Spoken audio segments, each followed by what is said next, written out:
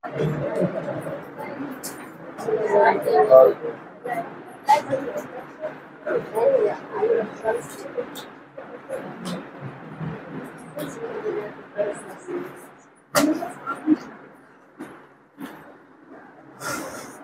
दीजिए थोड़ा सा,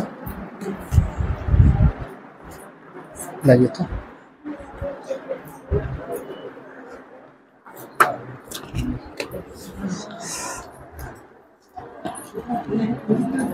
देखिए ये भी देखें, देखिए जिनका एस्टेट वाले जो लोग हैं उनके लिए बता देते हैं। वैसे जो बुक है एक भूगोल है, ठीक है, बहुत पतला है, एकदम शॉर्ट नोट्स की तरह ऑब्जेक्टिव क्वेश्चन है सारा, ठीक है।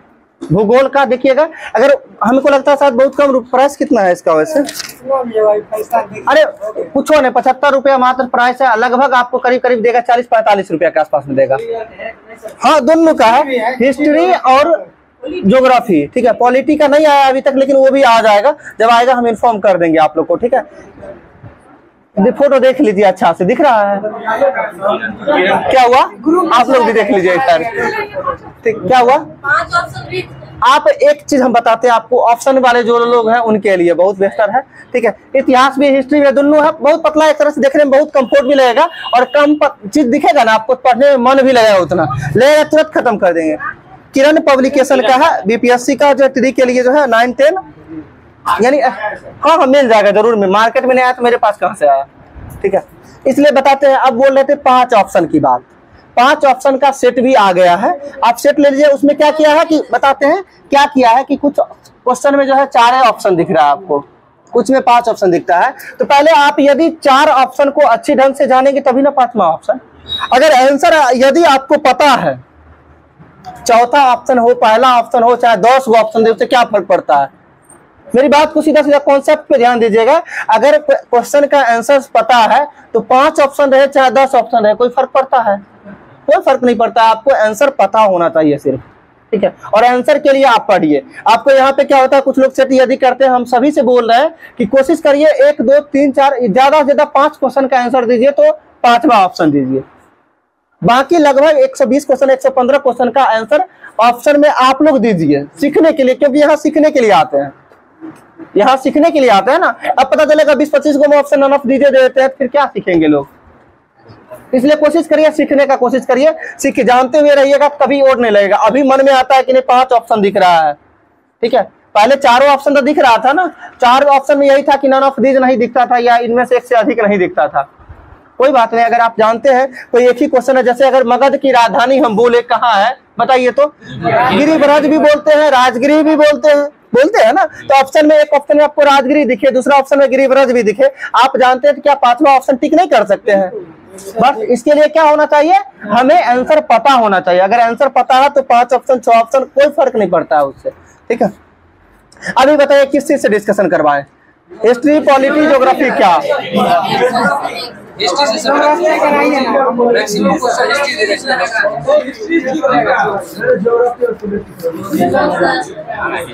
चलिए कोई बात नहीं है, थोड़ा थोड़ा लेके सब चलते हैं, ठीक है। चलिए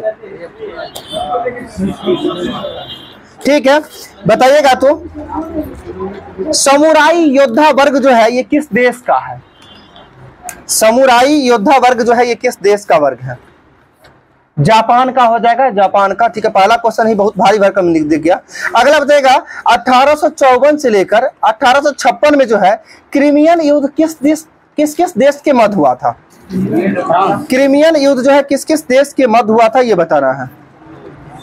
इंग्लैंड फ्रांस बोलते हैं, रूस तुर्की के मध्य हुआ था। किसके मध्य हुआ था? रूस और तुर्की के मध्य हुआ था क्रीमियन युद्ध, ठीक है। जो कब हुआ था? 1854 और 56 में। इसके साथ साथ एक बताए थे 1756 से लेके 1763, जिसको तृतीय आंग्ल मैसूर की आंग्ल कर्नाटक युद्ध के नाम से जानते हैं। सब में मैसूरे सुनिएगा। तीसरा आंग्ल कर्नाटक युद्ध 1756 से लेकर 1763 तक था, जिसको हम किस अन्य नाम से जानते हैं? सप्तवर्षीय युद्ध, यानी 7 साल का युद्ध था, जो किस किस देश के मध्य हुआ था? इंग्लैंड और फ्रांस के मध्य हुआ था। और अभी आप सभी से पूछे थे क्रीमियन युद्ध किस किस देश के मध्य हुआ था? रूस और तुर्की के मध्य कब हुआ था? 1854 से 56 के मध्य हुआ था, ठीक है। आगे आपको बताना, लास्ट सफर एक प्रसिद्ध जो है चित्र है, ये किसका चित्रकारी है? लियोनार्डो दा विंची का, बिल्कुल सही। आगे बताना आपको, वाराहमिहिर थे, ये क्या थे वाराहमिहिर? एक खगोल शास्त्री थे, खगोलविद थे वाराहमिहिर, ठीक है। आगे आपको बताना, बिंदुसार के शासन के दौरान जो है अशांति किस जगह पे था? बिंदुसार के शासन के दौरान जो अशांति किस जगह पर था? तो तक्षशिला में था। कहाँ था? तक्षशिला में। और इसी जगह के ना विद्रोह को दबाने के लिए किसको भेजा था बिंदुसार? चंद्रबिंदु, अशोक, कुणाल बोलते हैं ना, अशोक को भेजा था, ठीक है। तक्षशिला में किसको भेजा था? अशोक को भेजा था विद्रोह दबाने। आगे आपको क्या, हाँ अशोक, तो अशोक किसका पुत्र था? बिंदुसार का ही ना। आपसे पूछे बिंदुसार के समय में जो है अशांत क्षेत्र कौन था? तक्षशिला हो जाएगा, तक्षशिला था अशांत क्षेत्र। आगे आपको बताना है,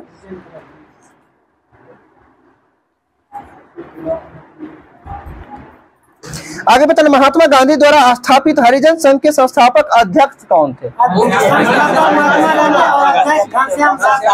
ठीक है, महात्मा गांधी के द्वारा तो हरिजन सेवक समाज संघ स्थापना किया गया था, और इसके संस्थापक अध्यक्ष की बात करते हैं ना तो घनश्याम दास बिरला हो जाते हैं, सही है। आगे आपको बताना, और प्रथम यदि सचिव की बात करें तो अमृतलाल ठक्कर, कल परसों भी शायद डिस्कशन में एक दिन बताए थे, इसके प्रथम सचिव कौन हो जाएंगे? अमृतलाल ठक्कर हो जाएंगे। आगे बताएं, डॉक्टर राजेंद्र प्रसाद को जो है 9 अगस्त 1942 को गिरफ्तार करके किस जेल में भेजा गया था? बांकीपुर जेल में भेजा गया था। और आगे आपको बताना है, जयप्रकाश नारायण जी को किस जेल में भेजा गया था? हजारीबाग जेल में भेजा गया था जयप्रकाश नारायण जी को। और जयप्रकाश नारायण जी जो है हजारीबाग जेल से भागकर कहाँ गए थे? नेपाल गए थे। और नेपाल जाने के बाद एक संस्था, संगठन का स्थापना किए थे जिसका नाम आजाद, ठीक है, आजाद दास्ता करके था, आजाद दस्ता था, ठीक, आजाद दस्ता के नाम से जो है एक संगठन का स्थापना किया था। और ये क्वेश्चन पूछा जाता है कि जयप्रकाश नारायण जो है जिस दिन हजारीबाग जेल से भागे थे उस दिन कौन सा त्योहार? दीपावली था। और ये क्वेश्चन बीपीएससी का प्रीवियस ईयर का पूछा हुआ प्रश्न है, ठीक है, प्रश्न 68वीं का पूछा हुआ प्रश्न है, इसलिए बता दे रहे हैं, ठीक है। और याद, जिनको याद नहीं, इसमें देखिए होता क्या, मन में आता है कि नहीं, जो मतलब होली था ऑप्शन में, तो आपको होली भी दिखेगा। होली, बहुत लोग ऐसा गलती भी किए हुए थे उस बार। होली मन में लगता है कि नहीं, मुंह में रंग लगा के, अभी लगा के भाग गए, कहने का मतलब, ठीक है। लेकिन मन में ये एक गाना सभी लोग जानते होंगे ना, जब देश में थी दिवाली, ठीक है, हाँ, वो खेल रहे थे गोली। इसका मतलब क्या, आजाद दस्ता जो दस्ता था उसका मेन काम ही था गोली बारूद बनाने के लिए ही गए थे वो लोग। ये ध्यान रखिएगा, जिस दिन जयप्रकाश नारायण हजारीबाग जेल से भागे थे उस दिन कौन सा त्योहार था? दीपावली हो जाएगा, ठीक है। छापामारी को लेके ही था, छापामारी को लेके सब किसके लिए छापामारी था? तो बस वही जहां जहां था ठिकाने पे जो है वही चीज था, नेपाल के एक जंगल से। आगे बताना है आपको, फिरोज शाह तुगलक ने जो है किसकी स्मृति में चिर अस्थायी रखने के लिए जौनपुर नगर की स्थापना की थी? हम कई बार बताए हैं, यानी जौनपुर नगर का स्थापना किसके द्वारा किया गया था? फिरोज शाह तुगलक के द्वारा किया गया था। किनकी स्मृति में किया था? तो अपने भाई जौना खां, जिसका मूल नाम मोहम्मद बिन तुगलक के नाम से जानते हैं। और मोहम्मद बिन तुगलक का ही बचपन का नाम क्या था? जौना खां। गाड़ी का चाबी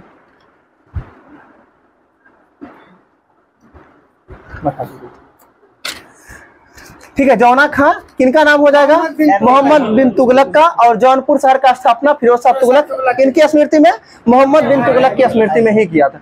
आगे की यदि हम बात करें इसी में, तो जौनपुर शहर में एक अटाला मस्जिद है, ठीक है। और अटाला मस्जिद का निर्माण किसके द्वारा करवाया गया था? बहुत फेमस है ये, इब्राहिम शाह सरकी के द्वारा जो है अटाला मस्जिद का निर्माण करवाया गया। किसके द्वारा? इब्राहिम शाह सरकी के द्वारा। कहाँ? तो जौनपुर में, ठीक है। आगे आपको बताना है, महाराष्ट्र के एक समाज सुधारक जो लोक हितवादी के उपनाम से जाने जाते हैं, गोपाल हरि देशमुख को जो है लोक हितवादी के नाम से जानते हैं। और इसके साथ साथ ये भी जान लीजिए कि बिना ताज का बादशाह किसे? सुरेंद्रनाथ बनर्जी को जाना था। किनको? सुरेंद्रनाथ बनर्जी को बिना ताज का बादशाह के नाम से जाना जाता है, ठीक है। आगे आपको बताना है, किस अशोक के किस शिलालेख में से जो है युद्ध का और हिंसा के कारण जनित उसके अंतर्मन की व्यवस्था प्रकट होती है? तो अशोक के क्या में शिलालेख में जो है अशोक का धर्म परिवर्तन होता है? 13वें शिलालेख की ही बात करते हैं। 13वें शिलालेख में कलिंग युद्ध के बारे में चर्चा की जाती है। और कलिंग युद्ध जो है कब होता है? 261 बीसी में होता है, जो कि इनके राज्याभिषेक के क्या में साल? 8वें साल होता है। यानी 269 बीसी में जो है अशोक मगध का शासक बनता है यानी राजा बनता है, ठीक है। और एक आपको एक क्रम में ये भी पूछा, जब 5 ऑप्शन की बात है, आपको बताना है मगध साम्राज्य का यानी मौर्य साम्राज्य की बात करते हैं, मौर्य साम्राज्य के 5 शासकों का क्रम बताना है। मौर्य साम्राज्य, मगध नहीं, मगध पे तो बहुत शासक, बहुत यानी वंश की बात करते हैं, मगध पे वंश की बात करते हैं। और अभी आपसे बोले मौर्य साम्राज्य के 5 शासक का क्रम बताना है।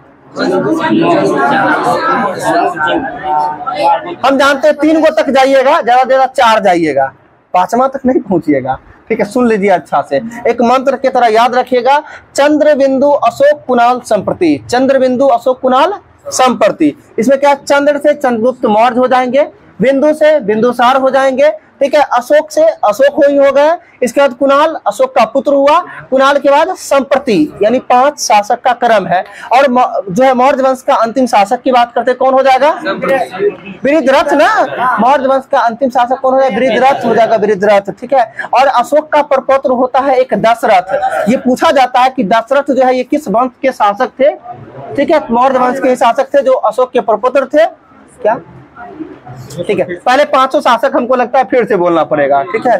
चंद्र बिंदु अशोक कुणाल संप्रति, संप्रति चंद्र से चंद्रगुप्त मौर्य, बिंदु से बिंदुसार, इसके अशोक से अशोक, आगे कुणाल, कुणाल ही हो गए, संप्रति संप्रति हो गए, यानी 5 का नाम हो गया क्या, संप्रति 5वां हो गया, लास्ट नहीं, लास्ट तो वृद्धरथ की बात करते हैं, मौर्य वंश का अंतिम शासक वृद्धरथ, ठीक है।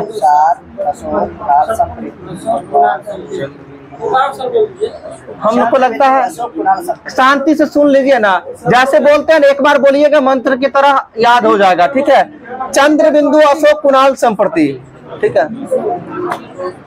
अपने में उलझ गए सब लोग, याद नहीं हुआ, हो जाना चाहिए। चलिए जब इसकी बात कर लिए तो अब हम बात करते हैं मगध साम्राज्य में, यानी मगध पर जो है कुल 7 वंशों का एक शासन का क्रम बताना है। हसीन मशुक शाह यानी शासक की यानी वंश की बात करते हैं तो 7 वंश में जैसे आता है हसीन ह से हो जाएगा हर्यक वंश, यानी मगध साम्राज्य पर जो है पहला वंश कौन सा हो जाएगा, हर्यक वंश हो जाएगा। दूसरे वंश की बात करते हैं शिशुनाग ना, हर्यक, हसीन बोले ह से हर्यक, सी से शिशुनाग, न से नंद, हसीन का काम खत्म हो गया। मशुक की बात करते हैं, म से मौर्य वंश, आगे सु से शुंग वंश, क से कर्ण वंश, आगे सा से सातवाहन वंश, यानी हसीन मशुक सा 7 वंश का एक क्रम हो जाता है। जरूर 1-2 बार और करेंगे, हम जानते हैं हसीन मशुक सा, ठीक है, हसीन मशुक सा सभी वंश है। सभी के बारे में एक थोड़ा सा हम चर्चा भी एक्सप्लेन भी कर देते हैं। हर्यक वंश की बात करते हैं सबसे पहले, तो हर्यक वंश का स्थापना किसके द्वारा, सुन लीजिए पहले, हर्यक वंश का स्थापना बिंबिसार। क्या हुआ, कहाँ पे दिक्कत है बोलिए ना, हमसे बोलिए, आपस में उलझिएगा तो कुछ नहीं होगा, आगे जो बोलेंगे हो जाएगा, पीछे तो गया हुआ ही है, ठीक है, दोनों नुकसान है। हसीन, हसीन बोले हसीन मशुक सा, ह से हर्यक, सी से शिशुनाग, न से नंद, आगे म से मौर्य, आगे सु से शुंग, क से कर्ण, आगे सा से सातवाहन वंश। अब सभी वंश के यानी जो है संस्थापक की बात कर लेते हैं एक बार, ठीक है। हर्यक वंश के स्थापना किसके द्वारा किया गया था, बिंबिसार। अब कुछ लोगों को कंफ्यूजन होता है बिंबिसार और बिंदुसार में, ठीक है। तो अब हम आपको पहले ही एक मंत्र बता चुके हैं, चंद्र बिंदु अशोक कुणाल संप्रति, ठीक है। यहाँ बिंदु जब ये आ गया तो ध्यान आ जाना चाहिए कि मौर्य वंश से बिंदुसार जाएगा, हर्यक वंश से अपने आप बिंबिसार आ जाएगा, ठीक है। बिंबिसार की बात करते हैं, बिंबिसार के द्वारा हर्यक वंश का स्थापना कब किया गया था, 544 में, 544 ईसा पूर्व है यानी बीसी में है, 544 ईसा पूर्व में जो है किसका स्थापना किया गया था, हर्यक वंश का स्थापना किसके द्वारा, बिंबिसार के द्वारा। आगे पूछा जाता, उसको कस दीजिए थोड़ा सा बगल से,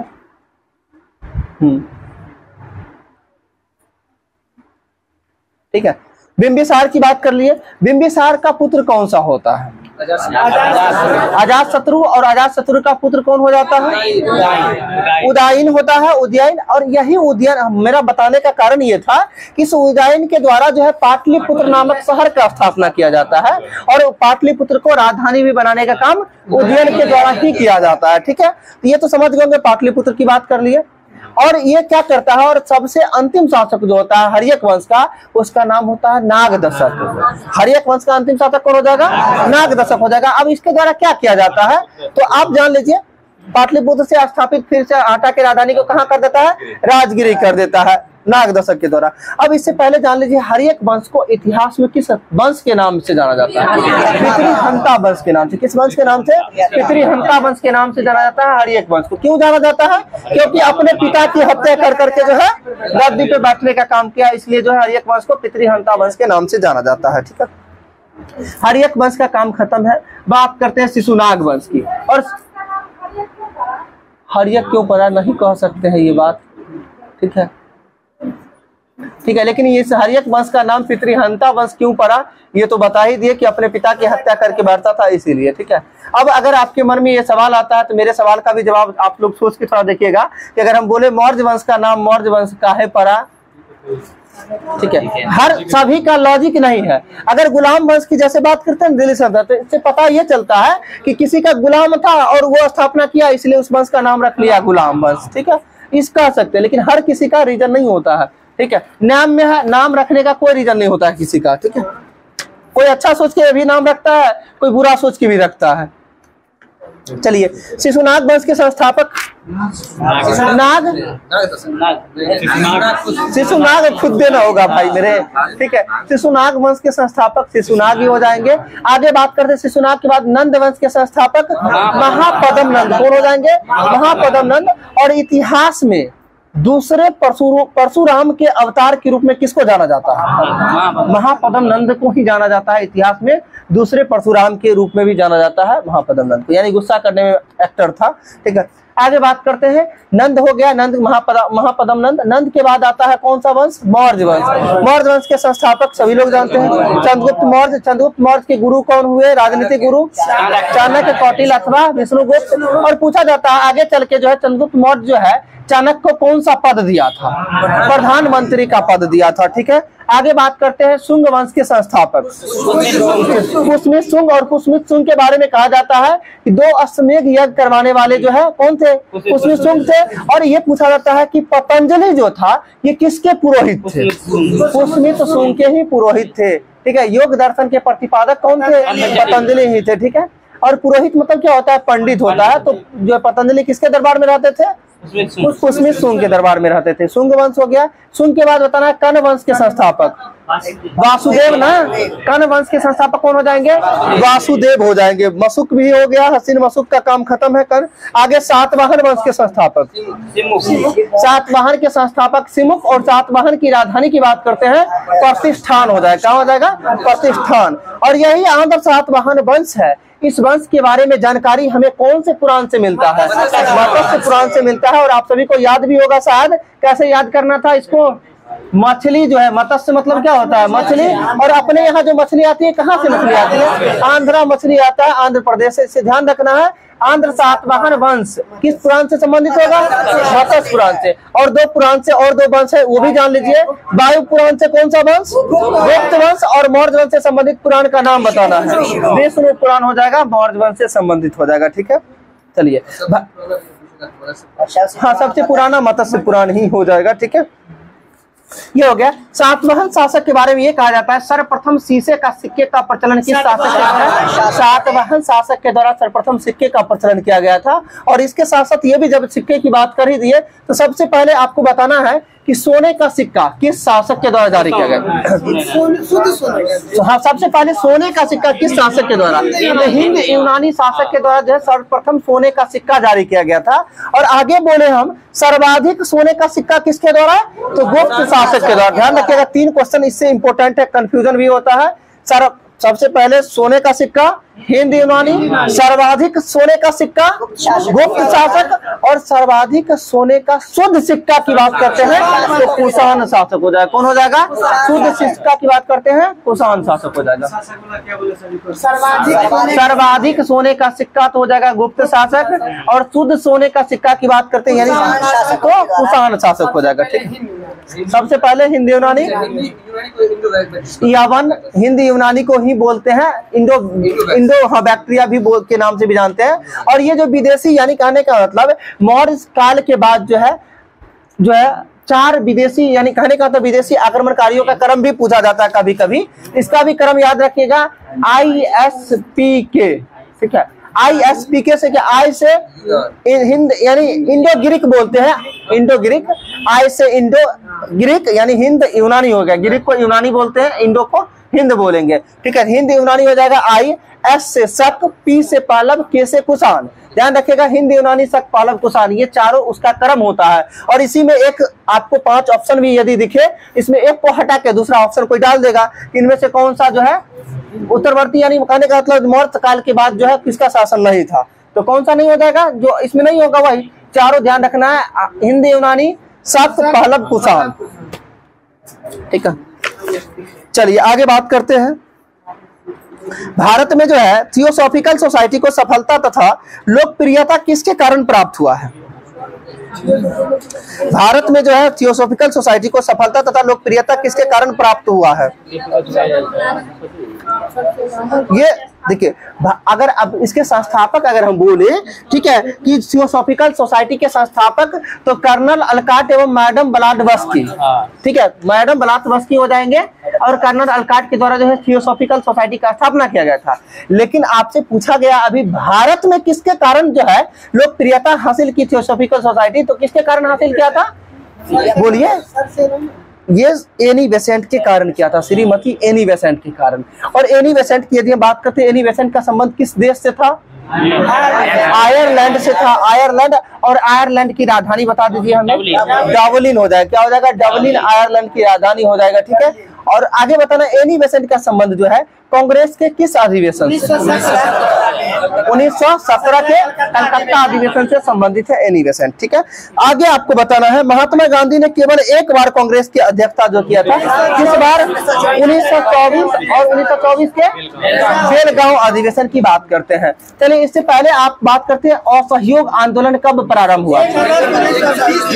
1 अगस्त 1920 को जो है असहयोग आंदोलन प्रारंभ हो गया था। 1 अगस्त 1920 को असहयोग आंदोलन प्रारंभ हुआ। अब इसके साथ साथ ये बात ध्यान में रखना है, असहयोग आंदोलन को जो है सर्वप्रथम प्रस्तुत किया गया महात्मा गांधी के द्वारा, और इन्हें खारिज कर किसके द्वारा किया गया था, यानी इसके प्रस्ताव को ठुकराया किसके द्वारा दिया गया था, बोलिए? यानी जो है इनके प्रस्ताव को, महात्मा गांधी का जो प्रस्ताव था किस चीज का, असहयोग आंदोलन का प्रस्ताव, इसको ठुकराया गया था चित्तरंजन दास के द्वारा, ठीक है, CR दास के द्वारा। और आगे चल के महात्मा गांधी अभी के समय में ही समझते हैं लोग, क्या है, अगर आपका कोई काम नहीं कर रहा, नहीं होने दे रहा, क्या करिएगा, उसको मना लीजिएगा, फुसला लीजिएगा। कैसे मनाइएगा? कुछ लोग ऐसे होते रुपया पैसा तो मानने वाले होते नहीं है, ठीक है। इसलिए महात्मा गांधी जो क्या किए, चित्तरंजन दास को देश बंधु की उपाधि दिए थे, कि जो आप ही तो देश के बंधु है, यानी देश के भाई के रूप में आप जाने जाते हैं। और इनको खुश करके अगली बार जो है कांग्रेस के अधिवेशन में चित्तरंजन दास के द्वारा ही प्रस्तुत करवाए, ठीक है। और अगली बार जब प्रस्तुत हुआ तो वह स्वीकृति प्राप्त हो गई, और 1 अगस्त 1920 को जो है असहयोग आंदोलन प्रारंभ हो गया। और यह कब तक चला ये बताना है, कब तक? हम जानते हैं इसमें भी कंफ्यूजन होता है। पिछले बार के ऐसा मेंस में पूछा था कि असहयोग आंदोलन किस महीने में समाप्त हुआ था, या चौरा चौरी घटना किस महीने में हुआ था, ठीक है। तो देखिए फरवरी होगा, मार्च में नहीं जाइए, ठीक है। सुन लीजिए, देखिए 5 फरवरी 1922 को जो है असहयोग आंदोलन जो है स्थगित नहीं, 5 फरवरी 1922 को चौरा चौरी कांड हुआ था। और चौरा चौरी कांड कहाँ में हुआ था? गोरखपुर, उत्तर प्रदेश के गोरखपुर में जो चौरा चौरी कांड हुआ। वैसे ही महात्मा गांधी उब चुके थे, इसलिए उब चुके थे कि महात्मा गांधी का लक्ष्य था कि अगर हम असहयोग का मतलब अंग्रेजों का यदि असहयोग करना शुरू करें, यानी सहयोग हम लोग नहीं करेंगे, तो देश छोड़ के कांग्रेस चला जाएगा, ठीक है। और वो उनका कहना था कि हम 1 साल में जो है स्वतंत्रता प्राप्त कर लेंगे, यानी अंग्रेजों से छुटकारा पा लेंगे। लेकिन 1 साल बीत गया, देखा कि जो कुछ नहीं, कोई असर नहीं था।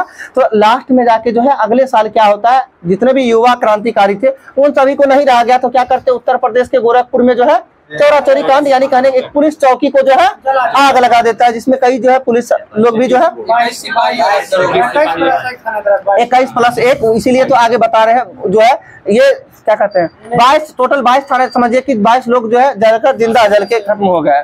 अब इसके कारण महात्मा गांधी को एक बहाना मिल गया इसको समाप्त करने का, ठीक है। और महात्मा गांधी क्या किया, आओ देखे रहता हो, सीधा सीधा किसी से बिना पूछे हुए असहयोग आंदोलन को वापस ले लिए, यानी खारिज कर दिए। और इसके बाद क्या होता है, कांग्रेस में फूट पड़ता है। यानी महात्मा गांधी, डेट बोले तो एक सप्ताह याद रखिएगा, एक सप्ताह याद रखिएगा, 5 फरवरी में एक सप्ताह जोड़िएगा तो 12 फरवरी होता है।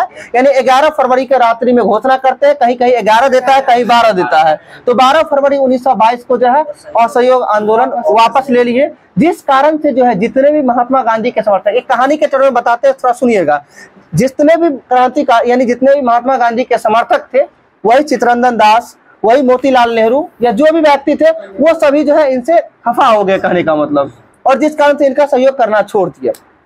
आगे क्या करते, 1922 के अगले साल जाके जो है मोतीलाल नेहरू और चित्तरंजन दास के द्वारा जो है कांग्रेस से अलग एक नए पार्टी का निर्माण किया गया, जिस पार्टी का नाम स्वराज पार्टी, जिस पार्टी का क्या नाम हुआ, स्वराज पार्टी। और स्वराज पार्टी के संस्थापक मोतीलाल नेहरू एवं चित्तरंजन दास कब, 1927 में। आगे बात करते हैं 1927 में स्वराज पार्टी का पहला अधिवेशन कहाँ होता है, इलाहाबाद में होता है, इलाहाबाद में होता है। और 1927 में क्या हुआ, महात्मा गांधी को अब जो है कोई व्यक्ति दिख ही नहीं रहा था कि कांग्रेस का अध्यक्षता कौन करेगा।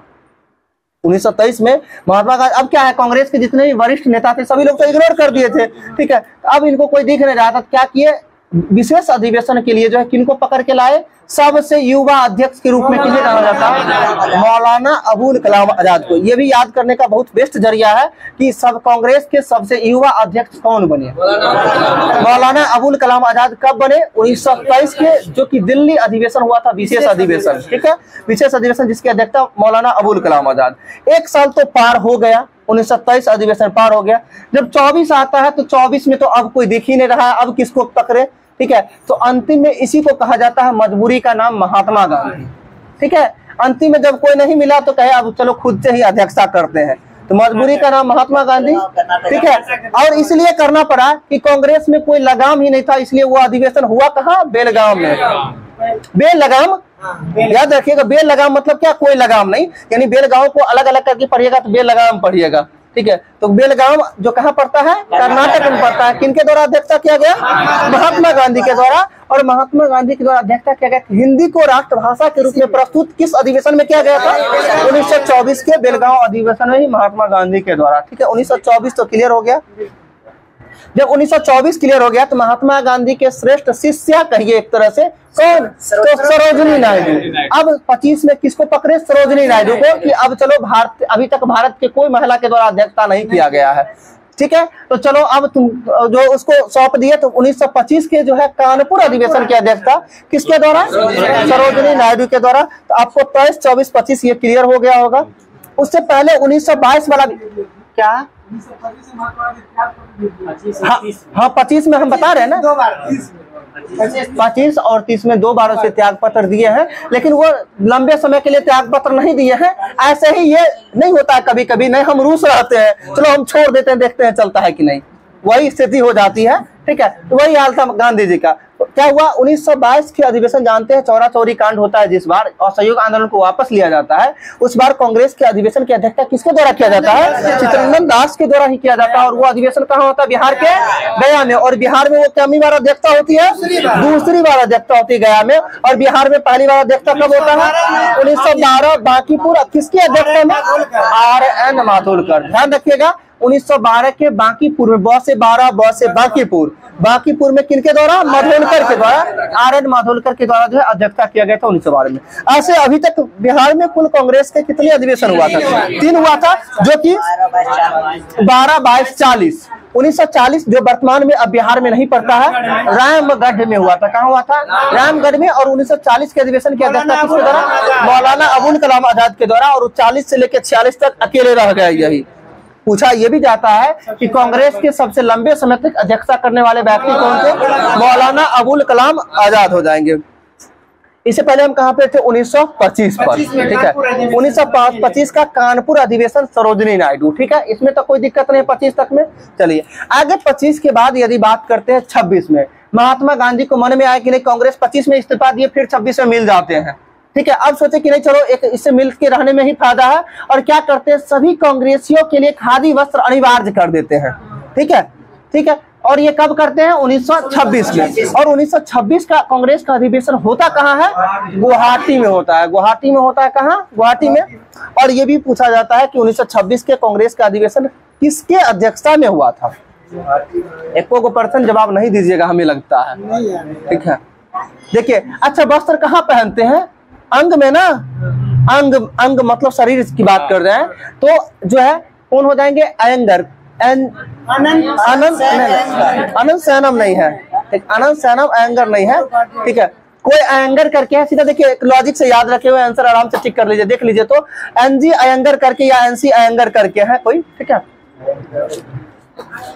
अनंत सैनम नहीं है, लेकिन देख लीजिए तो। हाँ, हम समझ रहे हैं अनंत सैनम नहीं होगा। ठीक है, देख लीजिए एक बार। श्रीनिवास अयंगर। देखिए, अच्छा हम बताते हैं इसको। हम थोड़ा पूरा नहीं आ रहा था याद में, लेकिन एक चीज याद लॉजिक पकड़े हुए हैं। देखिए क्या होता है, वस्त्र यदि लोग पहनते हैं तो लिबास बदल जाता है। लिबास मतलब समझते हैं ना, हुलिया बदल जाता है, हुलिया। तो इससे याद रखना है आपको श्रीनिवास अयंगर।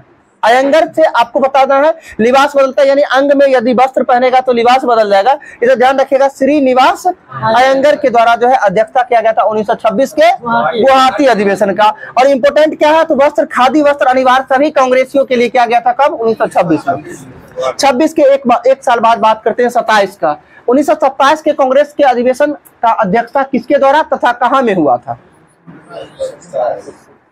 1927 का मद्रास अधिवेशन था। और मद्रास अधिवेशन की अध्यक्षता किसके द्वारा किया गया था? देखिए बताते हैं। अंसारी, M.A. अंसारी। ठीक है, M.A. अंसारी के द्वारा जो है 1927 के मद्रास अधिवेशन की अध्यक्षता जो है M.A. अंसारी के द्वारा किया गया था। और 1927 का अधिवेशन इंपोर्टेंट किस लिए होता है, इस बात को समझना बहुत जरूरी है। किस लिए? पूर्ण स्वाधीनता का लक्ष्य कांग्रेस के किस अधिवेशन में रखा गया था? 1927 के। पूर्ण स्वाधीनता की बात कर रहे हैं, न कि पूर्ण स्वराज का। तो पूर्ण स्वाधीनता का लक्ष्य कांग्रेस के किस अधिवेशन में? मद्रास अधिवेशन 1927, जिसकी अध्यक्षता M.A. अंसारी के द्वारा किया गया था 1927। 1928 के अधिवेशन की अध्यक्षता किसके द्वारा किया गया था, ये बताओ? मोतीलाल नेहरू के द्वारा। किनके द्वारा? मोतीलाल नेहरू के द्वारा। और यह भी पूछा गया है कि मोतीलाल नेहरू के द्वारा कांग्रेस के कुल कितने अधिवेशनों की अध्यक्षता की गई है? 3। आप दो ये बता दीजिए हमको, कब कब? एक नहीं, 2 है। ठीक है, ध्यान रखिएगा। 1919 और 1928। ठीक है, 9 साल का अंतराल है। देखिए कैसे कैसे हम 9 साल वाला लॉजिक कैसे लगाए हुए। 1909 में पंडित मदन मोहन मालवीय के द्वारा अध्यक्षता किया गया था। और 1909 में 9 जोड़ते हैं तो 1918 में भी पंडित मदन मोहन मालवीय के द्वारा भी अध्यक्षता किया गया है। 2 बार पंडित मदन मोहन मालवीय। जैसे आपको पंडित मदन मोहन मालवीय का नाम बोलते हैं, उसमें मोतीलाल नेहरू भी नजर आते हैं, दोनों बूढ़ा जी। देखिए ना, नहीं बोलते, बोलने से ही लगता है कि बूढ़ा व्यक्ति है। पंडित मदन मोहन मालवीय 1909 और 1918। एक साल बढ़ाइएगा, 1919 और 1928 में मोतीलाल नेहरू हो जाएंगे। ठीक है, अच्छा ये 9 साल का क्रम था। इससे पहले 8 साल का क्रम है वो महिला वाला में। कांग्रेस के अब तक कुल कितना महिलाओं के द्वारा अध्यक्षता किया गया था? 3 ना, 3 महिला के द्वारा। कब कब? 1917, 8, 25, 8, 33। ध्यान रखना है, 17, 8, 25, 8, 33, यानी ये 8 साल का गैप है। किसके? महिलाओं में। बता देते हैं, पेशेंस रखिए, हम उसी जो बताएंगे कोशिश करेंगे कंप्लीट करने का। ठीक है, कांग्रेस के पहले महिला अध्यक्ष की बात करते हैं, सभी लोग को पता होगा, एनी बेसेंट, जो कि अगर बोला जाए भारतीय महिला में यदि आ जाएंगे तो सरोजिनी नायडू, जो कि 17, 8, 25 में। तीसरे की बात करते हैं 25, 8, 33, नलिनी सेनगुप्ता। कौन हो जाएंगे? नलिनी सेनगुप्ता के द्वारा कब किया गया था? 1933 में किया गया था कांग्रेस के अधिवेशनों की अध्यक्षता। ठीक है, और कहाँ कहाँ हुआ था, अगर मन में ये भी बात आ रहा है तो इसको भी दूर कर लीजिए। तीनों है, क से कलकत्ता, क से कानपुर, क से कलकत्ता। ठीक है, कलकत्ता, कानपुर, कलकत्ता, यानी तीनों हो गया। तीनों का नाम याद हो गया होगा, तीनों का इस भी याद हो गया होगा। ठीक है, चलिए 28, 29 पर आवे। ठीक है, चलिए 28 की बात तो कर लिए पहले ही। ठीक है, 28 में बता दिया आपको कौन, मोतीलाल नेहरू के द्वारा। ठीक है, पूर्ण स्वाधीनता 1927 था। ठीक है, मद्रास अधिवेशन M.A. अंसारी। आगे बात करते पूर्ण स्वराज का। पूर्ण स्वराज 1929 का कहाँ में हुआ था? लाहौर अधिवेशन था, जिसकी अध्यक्षता जवाहरलाल नेहरू। अब जब लाहौर अधिवेशन की बात कर ही ले रहे हैं, जवाहरलाल नेहरू की बात कर लेते हैं, तो पूर्ण स्वराज का लक्ष्य के तहत ही जो है जवाहरलाल नेहरू के द्वारा सर्वप्रथम तिरंगा यानी स्वतंत्रता दिवस कब मनाया गया? 26 जनवरी 1930 को। कब? 26 जनवरी 1930 को। और लाहौर के रावी नदी के तट पर जो है झंडा किनके द्वारा फहराया गया था? पंडित जवाहरलाल नेहरू की द्वारा। सो रहे हैं आप, देख रहे हैं कितना जोर से डर लगा, गलत कर रहे हैं ना। ठीक है, कूद उठे। ठीक है, सोना नहीं, ज्यादा इंटरेस्ट, आनंद आने लग गया। ठीक, चलिए थोड़ा सा रिलैक्स कर देते हैं बीच में। ठीक है, देखिए आप जिसे हम सीधा बताते हैं एग्जाम की तैयारी कर रहे हैं, सामने एग्जाम है, समझ लीजिए नींद आएगा नहीं सही ढंग से। जो लोग कॉन्शियस है ना कैरियर के प्रति, नींद आएगा नहीं। यहाँ क्लास में नींद कहाँ से आएगा? रात में नींद गायब हो जाती है। ठीक है, नहीं देखिए प्रॉपर नींद भी लेना जरूरी है, ऐसा नहीं करना है। 5-6 घंटा कम से कम जरूर सभी लोग नींद लीजिएगा। सामने एग्जाम में कोई दिक्कत नहीं, एग्जाम बेहतर जाएगा। कम से कम माइंड सही रहेगा तब ना एग्जाम बेहतर जाएगा। प्रॉपर नींद लीजिएगा, कम ही देर पढ़िएगा, जितना देर पढ़िएगा ना कॉन्सेप्ट होकर पढ़िएगा, बेहतर हो जाएगा। कुछ नहीं कहते, आप 3 घंटा बैच के साथ साथ जो है ना क्लब का होमवर्क और सेट जो पर डे होता है उसको क्लियर कर लीजिए ना। पर डे अभी से भी क्लियर करते जाइएगा ना, आपका तैयारी बेस्ट अपने आप हो जाएगा। और ये मन में हम बार बार कितना दिन बोले होंगे कि आप लोग जिस एग्जाम की तैयारी करते हैं उस एग्जाम का नाम है सीधा सीधा बीपीएससी आयोग है। ठीक है, बट एग्जाम है 1 to 5 यानी पहला से 5वां तक का बच्चा को पढ़ाना है। प्राइमरी स्कूल की बात करते हैं, और इसलिए आपको विद्वान बनने की कोई जरूरत नहीं है, बेसिक नॉलेज होना बहुत जरूरी है। बेसिक नॉलेज जिनके पास, जो पिछले बार स्टेट पास किए होंगे, मैं उनसे खास करके अगर उनका थोड़ा सा अनुभव जरूर होगा कि जो एग्जाम में क्वेश्चन कैसा था। भले ही बस आप जो स्टेट पिछले बार पास करके आए हैं, क्या वही स्टेट में फिर से देने जा रहे हैं?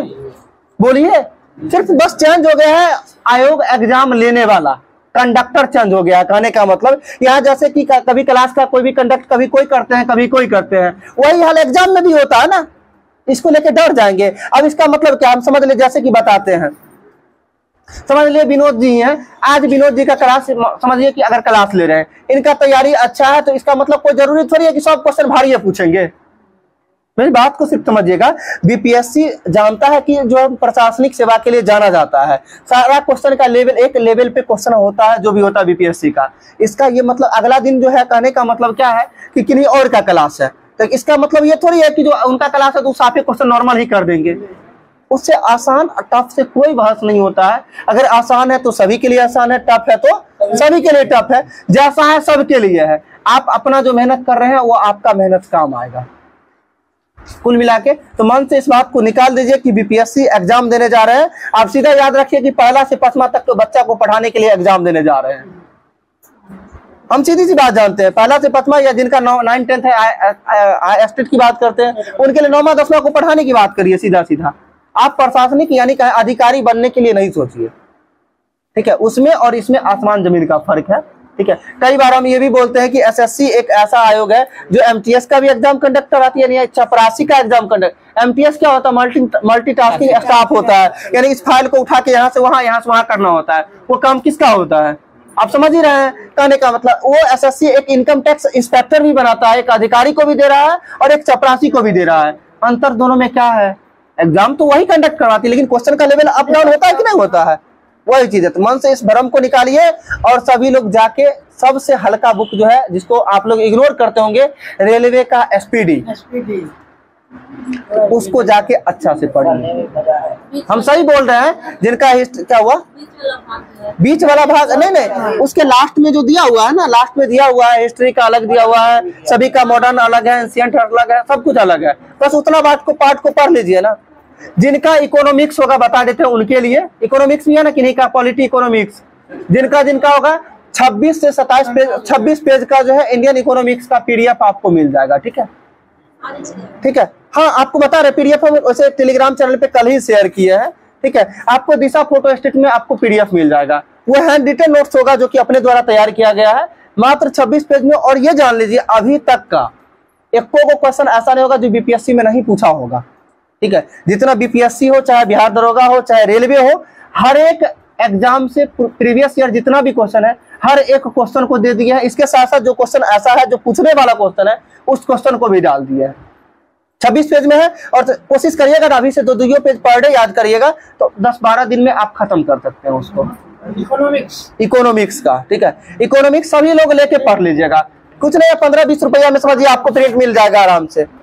क्या हुआ, कुछ बोल रहे हैं?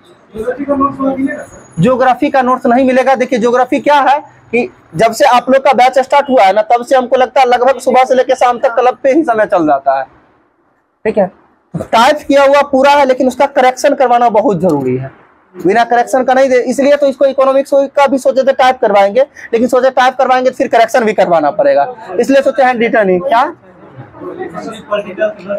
पॉलिटी का 1 सप्ताह के अंदर अंदर आप लोग को मिल जाएगा, 1 सप्ताह के अंदर अंदर, ठीक है। हम बता रहे हैं ना पॉलिटी का 1 सप्ताह के अंदर अंदर जो है कंप्लीट फाइनल करके दे देंगे उसको, नहीं तो थोड़ा अधूरा में अगर चाहिए तो अधूरा में जो है उतना हम दे देंगे, ठीक है। पूरा कोशिश करते हैं कंप्लीट करने का, कल से थोड़ा सा समय कम कर दे रहे हैं यहाँ पे, अपने हो जाएगा, ठीक है। चलिए ठीक है यहाँ तक। अब थोड़ा सा नींद भाग गया होगा सभी लोग का, चलिए मैं नींद भाग गया होगा। चलिए आगे आते 1930 पर थे हम लोग, ठीक है। 30 की बात करते हैं। 30 में आजादी, देश को आजाद करवा दिए, यानी कहने का स्वतंत्रता दिवस मनाने का काम कौन किए? जवाहरलाल नेहरू। कहाँ में? लाहौर के रावी नदी के तट पर किए थे। किस तिथि को? 26 जनवरी 1930। और यही 26 जनवरी को जो है यादगार पल बनाने के लिए जो है देश का संविधान लागू, जिसको गणतंत्र दिवस बोलते हैं। अब भारत तो आजाद सोच रहे थे सभी लोग कि 26 जनवरी को, लेकिन 26 जनवरी को तो देश आजाद हुआ नहीं। सोचे 26 जनवरी को यादगार बना के रखे तो रखे कैसे? तो संविधान को जो है जब संविधान बन के तैयार हो गया था 26 नवंबर 1949 को, ठीक है। लेकिन इसको लागू करने के लिए जो है आगे एक्सटेंड करके 26 जनवरी का इंतजार किए। 26 जनवरी 1950 को संविधान लागू हुआ था। किस लिए उस दिन को? क्योंकि इससे पहले जो है तिथि को यादगार बनाने के लिए किया गया था, ठीक है। अब आगे बात करते हैं 1930 के बाद 1931 का कराची अधिवेशन। और कराची अधिवेशन की अध्यक्षता किसके द्वारा? सरदार वल्लभ भाई पटेल के द्वारा किया गया था। और इसी अधिवेशन में जो है महात्मा गांधी के द्वारा कहा गया था, गांधी मर सकता है पर गांधीवादी हमेशा जीवित रहेगा। गांधीवादी 1931 में होगा। कैसे होगा वो बता देते हैं ना, सुन लीजिए कहानी थोड़ा सा अगर आप लोग की इच्छा है तो, ठीक है। अब 1931 में होता क्या है? 5 मार्च 1931 को गांधी इरविन समझौता होती है। कहीं कहीं 4 मार्च भी देता है, मैं बता दे रहा हूँ। 5 मार्च या 4 मार्च 1931 को गांधी इरविन समझौता होती है। और गांधी जी के द्वारा जो है जिसमें 11 सूत्री मांग रखा जाता है। कितना सूत्री? 11 सूत्री मांग रखा जाता है, जिसमें से महात्मा गांधी का 10 मांग को लॉर्ड इरविन के द्वारा जो है मान लिया जाता है और एक मांग को ठुकरा दिया जाता है। जितने भी राजनीतिक कैदी थे, कहने का मतलब जिसको जो है मतलब ऐसा सजा था, जिसको मौत होना था, उन लोग को नहीं रिहा करेंगे। ये सजा, इस चीजों को जो है नहीं माना इरविन। और गांधी जी भी सोचे चलो इतना चीज मिल रहा है छोड़ देते हैं। गांधी जी इस चीज को छोड़ दिए और इसी के तहत जो है 23 मार्च 1931 को भगत सिंह, सुखदेव और राजगुरु को फांसी दे दी जाती है। और फांसी होने वाला भी था शायद 24 या 25 को, एक दिन पहले दे दिया जाता है। इसलिए युवाओं में और क्रोध की भाव जग जाती है। यदि गांधी जी चाहते तो इन तीनों का मौत नहीं होता। यानी इन तीनों के मौत के जिम्मेदार कौन है? गांधी जी ही हैं इन तीनों के मौत के जिम्मेदार। और इसीलिए सभी युवा सब जो है एक गांधी जी के मन में डर को पैदा कर दिया कि हम तुमको मार देंगे कहीं ना कहीं, ठीक है। और इसीलिए गांधी जी को कहना पड़ गया कि गांधी मर सकता है पर गांधीवादी हमेशा जीवित रहेगा। अब तो हम उम्मीद करते हैं कि आप सभी को हमेशा परमानेंटली याद रहेगा, ठीक है, कि गांधी मर सकता है पर गांधीवादी नहीं। कब दिए थे नारा? 1931 और 1931 के कांग्रेस के कौन से अधिवेशन? कराची अधिवेशन, जिसकी अध्यक्षता किसके द्वारा किया गया था? सरदार वल्लभ भाई पटेल के द्वारा किया गया था। और आप ये समझ सकते हैं सरदार वल्लभ भाई पटेल थे तो गांधी जी का वहां पे आवाज भी निकलता है, क्योंकि गांधी जी के द्वारा जो है बारदोली के यानी जो है बारदोली सत्याग्रह जो हुआ था, जो सरदार वल्लभ भाई पटेल के नेतृत्व में जो हुआ था। अच्छा पहले ये बताइएगा, हमको लगता है 50% लोग को इसमें भी डाउट होगा, बारदोली सत्याग्रह कब हुआ था? 1928, ठीक है 1928 सही है। 1928 में बारदोली सत्याग्रह हुआ था, और बारदोली सत्याग्रह में क्या हुआ था कि बारदोली की महिलाओं के द्वारा की ओर से जो है महात्मा गांधी के द्वारा जो है उनको कौन सी उपाधि दी गई थी? सरदार की उपाधि दी गई थी। तो एक दूसरे में तालमेल भी थोड़ा सा बनता है। बारदोली की महिलाओं के द्वारा जो है, महिलाओं की ओर से महात्मा गांधी के द्वारा, ठीक है, जो है महात्मा गांधी जो है संबोधित किए कि जो है आप सरदार, कहने का मतलब सरदार है, ठीक है। और आगे जो है प्रांतों के एकीकरण में सबसे महत्वपूर्ण भूमिका किनके द्वारा निभाया गया था? सरदार वल्लभ भाई पटेल के द्वारा ही भूमिका निभाया गया था। 1931 हो गया। 1931 में सर पहली बार जो है मौलिक अधिकार के प्रस्ताव को जो है पारित कर लिया गया, यानी कब जो है 1931 के कराची अधिवेशन ही। अब 31 के बाद बीच में जो है कुछ अधिवेशन जो है इंपोर्टेंट नहीं है और कुछ हुआ ही नहीं है, ठीक है। एक ही बार इंपोर्टेंट आता है 1936। भक्ति सर कहाँ है?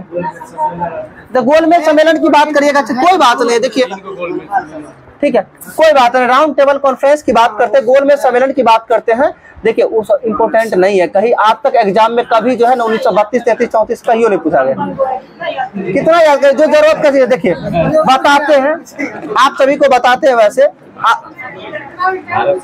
हाँ देखिए 1217 आपको भी याद है। चलिए ठीक है, बात थोड़ा कम करिए, आप सभी को बता दूं, ठीक है। एक बात हमेशा ध्यान में रखिएगा, आपको एग्जाम निकालना है, विद्वान नहीं बनना है, ठीक है। और एग्जाम निकालने के लिए जो जरूरत का चीज है बस उतने पढ़िए, ठीक, उतना ही पढ़िए। इतना दिन से हम तैयारी कर रहे हैं, आज तक 1932, 1933, 34 आज तक हम कभी नहीं पढ़े हैं।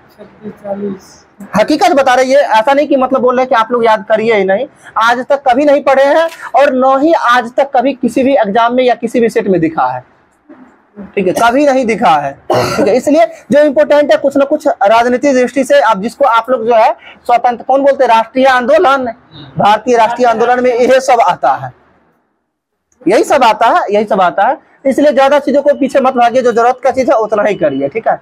बाकी विद्वान बनने के लिए पढ़ लीजिए, मास्टर बन जाइएगा, मन में आएगा नहीं अब बीपीएससी से मास्टर बने, बीपीएससी से अधिकारियों बनेंगे, और उस समय आपके पास समय सफिशिएंट रहेगा, आप कर सकते हैं, ठीक है। अभी फिलहाल जो जरूरत है उसको करिए। 1936 की बात करते हैं, और 1936 का अधिवेशन इसलिए इम्पोर्टेंट होता है क्योंकि वो अधिवेशन जवाहरलाल नेहरू के द्वारा का अध्यक्षता किया जाता है, और वह अधिवेशन लखनऊ में आयोजित भी होती है। कहाँ में होता है? लखनऊ। 1936 का अधिवेशन कहाँ? लखनऊ ही है ना, ठीक है, लखनऊ अधिवेशन है। और इसी में 1936 के अधिवेशन के तहत ही जो है ऑल इंडिया किसान सभा का स्थापना होता है। किसका होता है? ऑल इंडिया किसान सभा का स्थापना कब होता है? 1936 में। किनके द्वारा होती है? स्वामी सहजानंद सरस्वती के द्वारा अध्यक्षता, और इनके महासचिव किन्हें नियुक्त? एम.जी. रंगा को जो है महासचिव के पद पर नियुक्ति की जाती है। इससे पहले बीच में बोले थे राउंड टेबल कॉन्फ्रेंस की बात करते थे, गोलमेज सम्मेलन का। तो गोलमेज सम्मेलन टोटल कितना? 3 हुआ। 3 में पहला गोलमेज सम्मेलन कब हुआ था? 1930 में, जिसमें डेट आप सभी को हम कई बार याद करवाए होंगे, 12/7/17, एक साथ 12/7/17। इससे क्या होगा कि आपको डेट याद होना चाहिए 12/7/17। पहला और लास्ट वाला नवंबर में है, बीच वाला 100 से 7, 100 से सितंबर, यानी 12 नवंबर 1930 को जो है पहला गोलमेज सम्मेलन स्टार्ट हुआ था। दूसरे गोलमेज सम्मेलन की बात करते हैं 7 सितंबर 1931 को, और तीसरा गोलमेज सम्मेलन कब स्टार्ट हुआ था? 17 नवंबर 1932 को। अब इसमें इंपॉर्टेंट होता है कि जो है तीनों गोलमेज सम्मेलन में सम्मिलित होने वाले व्यक्ति B.R. अम्बेडकर भी है, और कई लोग हैं सम्मिलित, ठीक है। सैफुद्दीन किचलू भी है, और एक बूढ़ा भी कोई करके है, कुछ नाम है उनका, नहीं मोहम्मद अली जिन्ना है, शायद सरोजिनी नायडू भी थे तीनों गोलमेज सम्मेलन में, सरोजिनी नायडू भी है तीनों गोलमेज सम्मेलन में, ठीक है। हम बता दे रहे हैं ना, आप सभी पढ़ने में क्या आता है, जनरली बुक में लिखता है कि B.R. अम्बेडकर जो है तीनों गोलमेज सम्मेलन में शामिल होने वाले व्यक्ति है, जनरली आपको दिखने को मिलेगा। लेकिन तीनों गोलमेज सम्मेलन में शामिल होने वाले और व्यक्ति थे, जैसे आपको बताए सैफुद्दीन किचलू बताए, इसके साथ साथ बताए आपको सरोजिनी नायडू बताए, B.R. अम्बेडकर बताए, क्या कदमनी गांगुली का नहीं कह सकते हैं, एक और कोई है समझे क्या? तेज बहादुर सप्रू। हम बोल रहे थे ना कोई बूढ़ा है, ठीक है, तेज बहादुर सप्रू, यानी ये हाँ ये 4 व्यक्ति जो थे जो तीनों गोलमेज सम्मेलन में शामिल हुए थे। अब पूछा जाता है कि कांग्रेस के प्रतिनिधित्व के रूप में जो है किस गोलमेज सम्मेलन में और किस व्यक्ति के द्वारा भाग लिया गया था? तो दूसरे गोलमेज सम्मेलन में किस व्यक्ति के द्वारा? महात्मा गांधी के द्वारा भाग लिया गया था, ठीक है। जो कि दूसरे गोलमेज सम्मेलन में। और इसमें पूछा जाता है महात्मा गांधी किस जहाज से गए थे? SS राजपूताना जहाज से, ठीक है। SS राजपूताना जहाज से जो है महात्मा गांधी कहाँ गए थे? लंदन गए थे। और उसी के दौरान जो महात्मा गांधी को नंगा फकीर के रूप में किसके द्वारा? विंस्टन चर्चिल और फ्रैंक मॉरिस के द्वारा जो है महात्मा गांधी को अर्धनग्न फकीर कहा गया था, ठीक है। और आप सभी को एक और क्वेश्चन बताए थे कि महात्मा गांधी को राजनीतिक बच्चा किसके द्वारा कहा गया? एनी बेसेंट के द्वारा जो है महात्मा गांधी को जो है राजनीतिक बच्चा, ठीक है।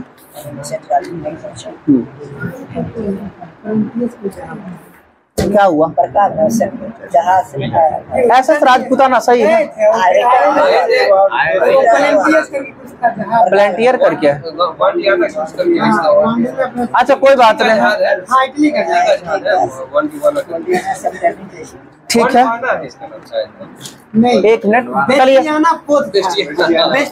बेस्टियाना पोस्ट से वापस आए थे जो इटली का जहाज था। चलिए, इसके साथ साथ 1935-36 हो गया था, ठीक है। 1936 के बाद 37 इंपोर्टेंट होता है, ठीक है। और 37 इंपोर्टेंट होता है क्योंकि गांव में आयोजित प्रथम अधिवेशन, ताजपुर अधिवेशन, गांव में आयोजित प्रथम अधिवेशन कौन सा था? ताजपुर अधिवेशन था। और जिसकी अध्यक्षता किनके द्वारा? जवाहरलाल नेहरू के द्वारा। और जवाहरलाल नेहरू कुल कितनी बार अध्यक्षता किए? 3 बार किए थे। कब कब? 1936 और 37 में किए थे, ठीक है। 37 के बाद 38-39 और ज्यादा इम्पोर्टेंट है, ठीक है। 38-39 इसलिए इम्पोर्टेंट है कि 1938 का अधिवेशन किनके द्वारा अध्यक्षता किया गया था? सुभाष चंद्र बोस के द्वारा। किनके द्वारा किया गया था? सुभाष चंद्र बोस के द्वारा 1938 के अधिवेशन की अध्यक्षता की गई थी, ठीक है। अच्छा, अब 1938 में क्या ये अधिवेशन होता कहाँ है आयोजित? तो हरिपुरा। और ये हरिपुरा वर्तमान में किस राज्य में पड़ता है? गुजरात में पड़ता है। 1938 का अधिवेशन खत्म हो गया और पहली बार कांग्रेस के अध्यक्षता के लिए जो है कब जो है चुनाव किया गया था, यानी चुनाव हुआ 1939। और 1939 में किसके किसके मध्य चुनाव हुआ था? पट्टाभी सितारमैया और सुभाष चंद्र बोस के बीच, जिसमें से ये पूछा जाता है कि जो है महात्मा गांधी किसके समर्थक थे? पट्टाभी सितारमैया के समर्थक थे महात्मा गांधी। और इसमें पट्टाभी सितारमैया का हार होता है और जीतते कौन है? सुभाष चंद्र बोस जीतते हैं, सुभाष चंद्र बोस। और आगे चल के जो है सुभाष चंद्र बोस के द्वारा जो इस्तीफा देकर जो है कहाँ चले जाते हैं? ये सिंगापुर जाते हैं और वहां जाकर किस पार्टी का स्थापना करते हैं? फॉरवर्ड ब्लॉक का स्थापना करते हैं 1939 में। और आगे चलकर जो है जब सुभाष चंद्र बोस इस्तीफा देकर जाते हैं तो शेष समय के लिए उस अधिवेशन की अध्यक्षता किनके द्वारा? डॉक्टर राजेंद्र प्रसाद को के द्वारा किया जाता है। और इस पूरी घटना को जो है त्रिपुरी संकट के रूप में जाना जाता है। त्रिपुरी संकट के रूप में जाना। त्रिपुरी ये अधिवेशन हुआ कहाँ था? त्रिपुरी मध्य प्रदेश में, यानी त्रिपुरी अधिवेशन कहाँ? मध्य प्रदेश में हुआ था। ये 1939 खत्म हो गया। 40 से आप जान ही रहे हैं, पहले बताए रामगढ़ में हुआ था जो किसके अध्यक्षता में? मौलाना अबुल कलाम आजाद के द्वारा। और 40 के बाद 40 से लेके 46 तक कंटिन्यू यही रहते हैं। और आगे 47 में कौन बनते हैं? फिर आजादी के समय जो है कौन होते हैं? JB कृपलानी। आजादी के समय यानी जिस समय देश आजाद हो रहा था, उस समय कांग्रेस की अध्यक्षता कौन कर रहे थे? JB कृपलानी, यानी आचार्य JB कृपलानी, ठीक है। ये 47 हो गया। और 47 में ही एक बार डॉक्टर राजेंद्र प्रसाद के द्वारा फिर किया गया विशेष अधिवेशन की अध्यक्षता। और 1948 ये अधिवेशन हुआ कहाँ था? जयपुर। देखिए तो 1948 का अधिवेशन जो है जयपुर अधिवेशन है। और जिसकी अध्यक्षता किनके द्वारा? पट्टाभी सितारमैया के द्वारा। यानी कहने का मतलब पट्टाभी सितारमैया को जो है मौका नहीं मिला था तो अंतिम में चलो अब कर लीजिए, देश आजाद भी हो गया है, ठीक है। 1948 में जयपुर पट्टाभी सितारमैया। और 1948 के बाद फिर होता है 1950 में। और 1950 का अधिवेशन 49 में नहीं होता है, ठीक है। नहीं है, देखिए नहीं होगा, नहीं है, 50 में बता रहे हैं ना। और 1950 के अधिवेशन की अध्यक्षता किनके द्वारा? PD टंडन के द्वारा किया जाता है, पुरुषोत्तम दास टंडन, PD टंडन। और यह अधिवेशन होता कहाँ है? नासिक में। सबसे अंतिम जो है नासिक यानी महाराष्ट्र में पड़ता है, ठीक है। नासिक में अंतिम अधिवेशन जो होती है 1950 का, जो किनकी अध्यक्षता में? PD टंडन। टंडन 9 आता है, 9 से नासिक 9 टंडन, ठीक है। PD टंडन की अध्यक्षता में कहाँ में? नासिक में 1950। ये कांग्रेस के अधिवेशन समझिए लगभग आपको 1920 के बाद तो लगभग कंप्लीट हो चुका है। और ये सभी बहुत इंपॉर्टेंट है, कोशिश करिएगा इतना को ध्यान रखने का। 1 घंटा लगता है बीत गया होगा, बीत गया ना? ठीक है, चलिए आज के लिए इतना ही रहने देते हैं।